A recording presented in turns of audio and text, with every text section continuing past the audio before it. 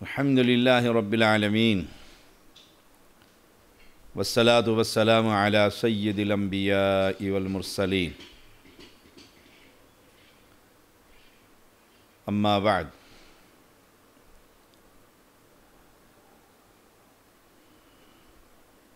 صراط مستقیم سے ہٹنے کی ممانعت۔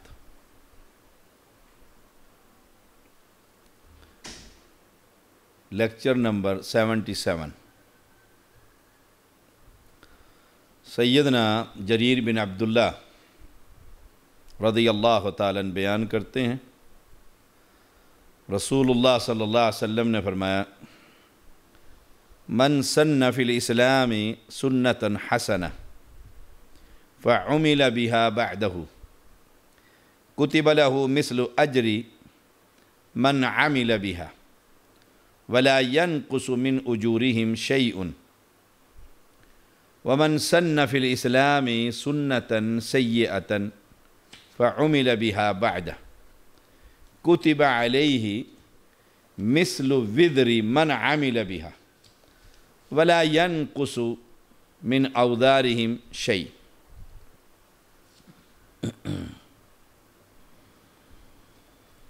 رسول اللہ صلی اللہ علیہ وسلم نے فرمایا، من سن فی الاسلام سنتا حسنتا، جس شخص نے کسی اچھے کام کی ابتدا کی اور اس کے بعد اس پر عمل ہوتا رہا،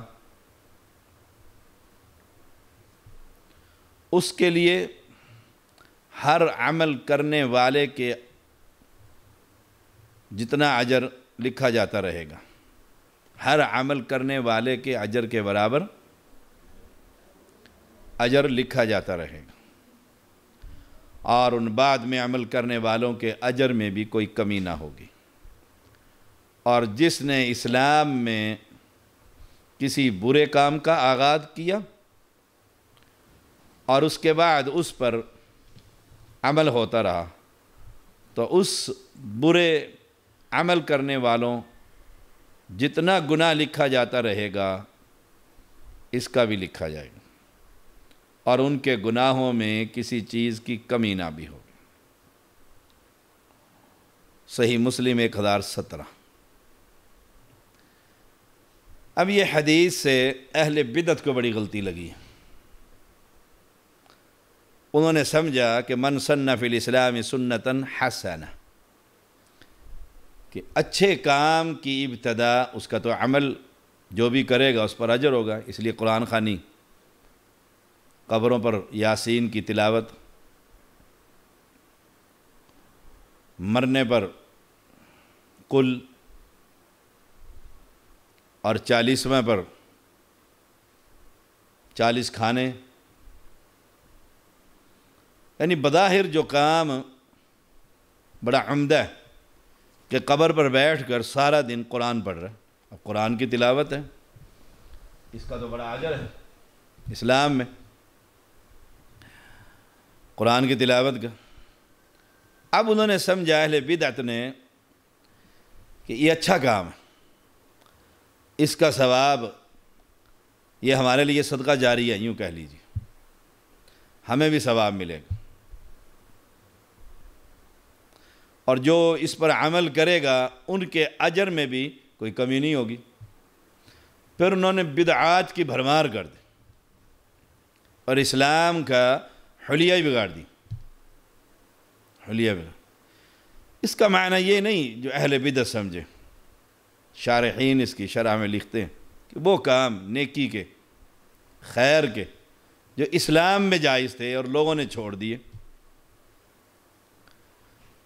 مستحبات، نوافل، صدقہ اور خیرات، وہ لوگ اسے بھول چکے ہیں، فرض پڑے اور بھاگ جاتے ہیں۔ اب یہ انہیں ترغیب دلاتا رہتا ہے کہ مغرب کی اذان کے بعد 2 رکعتیں پڑھ لیں۔ بہت سارے لوگ آ کر پوچھتے ہیں، شاہ صاحب جماعت ہو گئی ہے؟ کہ مغرب میں ہمارے نمازی کثرت سے 2 رکعت پڑھتے ہیں، جماعت ہوگی؟ نہیں، جماعت تو ہونی ہے۔ یہ کیا پڑھ رہے ہیں؟ یہ کیا پڑھ رہے ہیں؟ تو یہ نفل پڑھ رہے ہیں. اچھا اس وقت نفل جائز؟ احناف کے ہاں مغرب کی اذان لا الہ الا اللہ اور ادھر اقامت وقفہ ہی نہیں دیتے. اب یہ سنت متروک ہو چکی. اب اہل الحدیث نے اس سنت کا احیاء کیا اور کچھ معتدل احناف جو عرب میں بالخصوص رہ کر آتے ہیں وہ باقاعدہ آ کر پھر سنت پڑھتے ہیں. عادت بن جاتی ہے ان کی وہاں رہ کر. وہ دیکھتے ہیں ائمہ حرم اور علماء اور عوام مغرب کے بعد سنتیں پڑھ رہے ہیں. یہ ہے وہ حدیث کا مصداق فعمل بها بعده كتب له مثل اجر من عمل بها کہ اس کو اجر ملے گا اور کرنے والے کے اجر میں بھی کوئی کمی نہیں ہوگی. اس سے بدعتیں جاری نہیں ہو سکتی. دین کامل اور اکمل. الیوم اکملت لکم دینکم، دین مکمل ہے. اب بدعتیں جاری نہیں ہو سکتی. ہاں وہ کام شریعت کے جو لوگوں نے چھوڑ دیے ہیں، غریب کو کھانا کھلانا، پیاسے کو پانی پلانا، غریب کی بات کو سننا، اس کے درد کو بانٹنا، پڑوسی کا خیال رکھنا، لوگ بھول چکے ہیں. تصور ہی نہیں رہا کہ ہمسائے کے حقوق ہیں. افراتفری، نفسا نفسی. کبھی ایک گھر میں کوئی تکلیف ہوتی تو پورا گاؤں ان کے ساتھ چلنے کو تیار ہو جاتا تھا. یہ ہے وہ جو خیر کے کام لوگ بھول چکے ہیں اور یہ شخص ان کو جاری کر رہا. پھر لوگ اس پر عمل کرتے رہتے ہیں. یہ لوگوں کا اجتماع کرتا ہے، انہیں یاد دلاتا ہے ہمسائے کے یہ حقوق ہیں، بیوہ کے یہ حقوق ہیں، یتیم کے یہ حقوق ہیں. لوگوں کو یاد آ جاتا ہے، پھر وہ اس پر عمل کرتے ہیں، تنظیم سازی کرتے ہیں، NGOs بنا دیتے ہیں اور پھر وہ خیر کا کام پھلتا اور پھولتا رہتا. اس سے مراد یہ ومن سن فی الاسلام سنتا سیئۃ، جس نے اسلام میں کسی برے کام کا آغاز کیا. برا کام کیا ہے؟ سنت سے ہٹ کر نیا کام کرنا، دین سے ہٹنا، بدعت کا اجراء. برا کام جاری کرتا ہے اسلام کے اندر کہ عید میلاد آ رہی ہے تو اس کے گنبد خضرا اور مسجد نبوی اور بیت اللہ تصاویر، پھر ان کا طواف، پھر ان پر مال و متاع کے بارش، پھر وہاں گندے ساز کے ساتھ وہاں پر عورتوں کا اور مردوں کا اختلاط.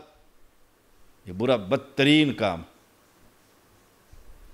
کہ وہاں عورتیں ڈانس کر رہی ہیں، نوجوان لڑکے ڈانس کر رہے ہیں کہ یہ نبی کی پیدائش. کتنا برا کام ہے کہ سینما کے اوپر لکھا ہوتا ہے عید میلاد کی خوشی میں یہ شو ہاف ٹکٹ پر دکھایا جائے گا، 4 شو فری، کہ آؤ گانے سنو، زنا سیکھو، حوا کی بیٹیوں کو ناچتا ہوا دیکھو. کس خوشی میں؟ کہ پیغمبر علیہ السلام پیدا ہوئے. یہ ہے ومن سن فی الاسلام سنتا سیئۃ، دین کا نام لے کر بے حیائی کی تعلیم. اب جو شخص ان پر عمل کرے گا، صدقہ جاریہ بنائے گا اس عید میلاد کو، ان جلسوں کو، ان جلوسوں کو، ان کنڈوں کو، ان شب برات کو، اور پتہ نہیں کیا کچھ بدعات ہیں. تو بدعت جاری کرنے والے کے کھاتے میں بھی پورا گناہ لکھا جائے گا اور قیامت کے دن حوض کوثر سے اس کو فارغ کر دیا جائے گا. سحقاً سحقاً لمن غیر بعدی، جنہوں نے دین کو تبدیلی کر دیا. اصل دین اگر پیش کرو تو وہابی کا طعنہ دیا جاتا ہے. اصل اسلام پیش کرو جو رسول اللہ صلی اللہ علیہ وسلم لے کر آئے تھے، کہیں گے دیکھو جی پیروں کے منکر ہیں، اماموں کو نہیں مانتے، وطن عزیز کے دشمن ہیں. تو بدعتیوں کے لیے یہ حدیث بڑی فکر انگیز دعوت فکر کہ اسلام میں بدعت جاری نہ کیجیے. اور صراط مستقیم پر رہی۔ سیدنا ابو ہریرہ رضی اللہ تعالیٰ بیان کرتے ہیں، رسول اللہ صلی اللہ علیہ وسلم نے فرمایا، من دعا الی ہدی کان لہ من الاجر مثل اجور من تبعہ لا ينقص ذلك من اجورهم شيئا ومن دعا الى ضلالہ كان علیہ من الاثم مثل آثام من تبعہ لا ينقص ذلك من آثامهم شيئا او كما قال علیہ السلام۔ جس شخص نے ہدایت کی طرف دعوت دی، اسے اس ہدایت کی پیروی کرنے والوں کے اجر کے برابر اجر ملے گا۔ ہم اس لیے دن رات دعوت کا کام کرتے رہتے۔ جس شخص نے ہدایت کی طرف دعوت دی، ہم بلا رہے ہیں توحید کی طرف، سنت کی طرف، اللہ کی طرف، اس کے رسول کی طرف، صحابہ کی طرف۔ من دعا الی ہدی، دعوت کا کام کر رہے ہیں۔ یہ کرونا آیا تو ہم نے گھر بیٹھ کر بعد نماز ظہر بعد نماز عصر یہ 2 کلاسیں شروع کر دیں۔ دنیا دیکھ رہی ہزاروں کے حساب سے، مستفید ہو رہے ہیں، عقیدہ پھیل رہا ہے، لوگ مسلمان ہو رہے ہیں۔ من دعا الی ہدی، اب جو شخص ہدایت کی طرف، ہدایت کیا ہے؟ اللہ کی کتاب، رسول اللہ صلی اللہ علیہ وسلم کی حدیث، یہ ہدایت ہے، یہ اسلام ہے، یہ دین ہے۔ اب جو کتاب و سنت کی طرف رجوع کرے گا اور اپنے تقلیدی مذہب کو چھوڑے گا، وہ جتنی نیکیاں کرے گا وہ دعوت دینے والے کے نامہ اعمال میں بھی لکھی جائیں گی، اور یہ لکھتے لکھتے لکھتے اوپر تک رسول اللہ صلی اللہ علیہ وسلم تک پہنچ جائیں گے۔ اور جس شخص نے کسی دلالہ گمراہی کی طرف دعوت دی، گمراہی کی طرف معنی کل بدعت دلالہ، کسی بدعت کی طرف دعوت دی، اس کے بھی اس کی پیروی کرنے والوں کے برابر گناہ کا بوجھ اس کے کاندھوں پر ہوگا، اور اس کے گناہوں میں بھی کوئی کمی نہ ہوگی۔ دعوت دیتے ہوئے دیکھیے میں کس طرف دے رہا ہوں، کس طرف، اسلام کی دعوت دے رہا ہوں یا بدعت کی دعوت دے رہا ہوں؟ اسلام کی طرف بلا رہا ہوں یا کفر کی طرف بلا رہا ہوں؟ توحید کی دعوت دے رہا ہوں یا شرک کی دعوت؟ کہ آؤ علی حجویری کی قبر پر چلتے ہیں، بربادی۔ کہ اسلام تو قبروں کو جو ایک بالش سے اوپر اسے مٹانے کا حکم دیتا ہے۔ اسلام تو غیر اللہ کی نظر اور نیاد اور سجدے کو حرام قرار دیتا ہے۔ میں اسے کہاں کی دعوت دے رہا ہوں؟ اسلام تو سنت کی دعوت دیتا ہے کہ رفع الیدین سنت ہے، آمین سنت ہے، امام کے پیچھے سورہ فاتحہ پڑھنا سنت ہے، سینے پر ہاتھ باندھنا سنت ہے، کندھوں کے برابر ہاتھ اٹھانا سنت ہے، داڑھی کو نہ کاٹنا سنت ہے۔ میں کس طرح دعوت دے رہا ہوں؟ گمراہی کی طرف، بدعت کی طرف، قبر پرستی کی طرف۔ دین میں نئے کام ایجاد کر رہا ہوں تو وہ جتنے گناہ ہوں گے سب میرے کندھوں پر۔ میرے اپنے گناہ اتنے زیادہ ہیں کہ جہنم میں جانے کے لیے کافی ہیں، اور میں پوری قوم کا جو گناہ اٹھا کر جاؤں گا تو کہاں جاؤں گا؟ صحیح مسلم 2674۔ سیدنا عبداللہ بن مسعود رضی اللہ تعالیٰ بیان کرتے ہیں، نبی اکرم صلی اللہ علیہ وسلم نے فرمایا، لیس من نفس تقتل ظلما الا کان علی ابن آدم الاول کفل منہا او کما قال علیہ السلام۔ جو شخص بھی ظلم سے قتل کیا جائے، اس کے قتل ناحق کا کچھ بوجھ سیدنا آدم علیہ السلام کے پہلے بیٹے پر ہوگا، کیونکہ سب سے پہلے قتل اس نے کیا تھا۔ دیکھو کہاں تک جا رہا ہے، 1500 سال گزر گئے اور رسول صلی اللہ علیہ وسلم کی نبوت کو، اور صدیاں گزر گئیں آدم علیہ السلام کے بیٹے کو فوت ہوئے ہوئے، لیکن گناہ اس کے قتل کا جو یہ بندہ کر رہا ہے، کھاتا ادھر بھی کھل رہا ہے، کیونکہ سب سے پہلے دھرتی پر اس نے اپنے بھائی کو قتل کیا تھا۔ من دمها لأنه سن القتل اولا، کیونکہ وہ پہلا شخص تھا، پہلا شخص جس نے سب سے پہلے قتل کا طریقہ، قتل ناحق کا طریقہ جاری کیا تھا۔ اب دنیا گزر گئی، ہزاروں سال گزر گئے، اب یہ گناہ اس کے کھاتے میں لکھا جا رہا ہے، وبال اس پر بھی پڑ رہا ہے، اس پر تو پڑھنا ہی پڑنا ہے لیکن اس پر بھی پڑ رہا ہے۔ اس لیے ہمیشہ دعوت دیتے ہوئے سوچتے رہنا چاہیے میں کس طرف دعوت دے رہا ہوں، توحید کی، بدعت کی، اسلام کی، کفر کی، شرک کی یا سنت کی۔ میں جو کام کر رہا ہوں یہ کام خیر کا ہے یا شر کا ہے، کون سا کام ہے؟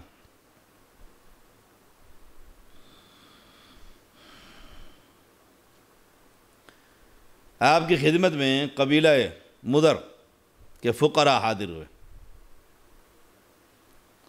آپ نے ان کے حالات دیکھ کر صدقات اور خیرات کا حکم دیا۔ اس دوران ایک صحابی گیا، گھر سے کچھ لا کر رسول اللہ صلی اللہ علیہ وسلم کی خدمت میں پیش کر دیا۔ جب اس نے پیش کیا، یہ دیکھ کر سارے صحابہ گھر چلے گئے اور اس صحابہ کے نقش قدم پر چلتے ہوئے اس صحابی کے گھر سے لا کر رسول اللہ صلی اللہ علیہ وسلم کے پاس ڈھیر کر دیا۔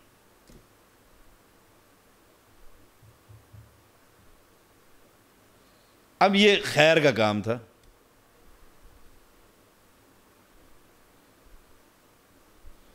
رسول اللہ صلی اللہ علیہ وسلم نے اس کی تعریف فرمائی۔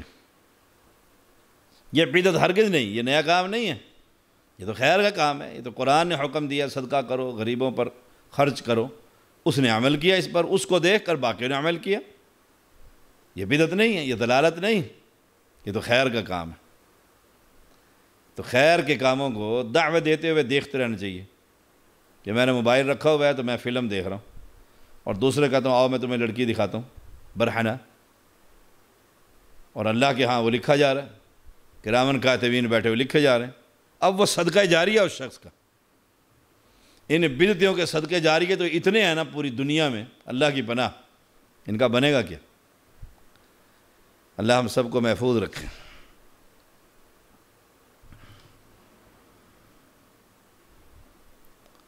غضیف بن حارث ثمالی بیان کرتے ہیں، میری طرف عبد الملک بن مروان نے پیغام بھیجا، ابو اسما، ہم نے لوگوں کو 2 چیزوں پر جمع کر دیا۔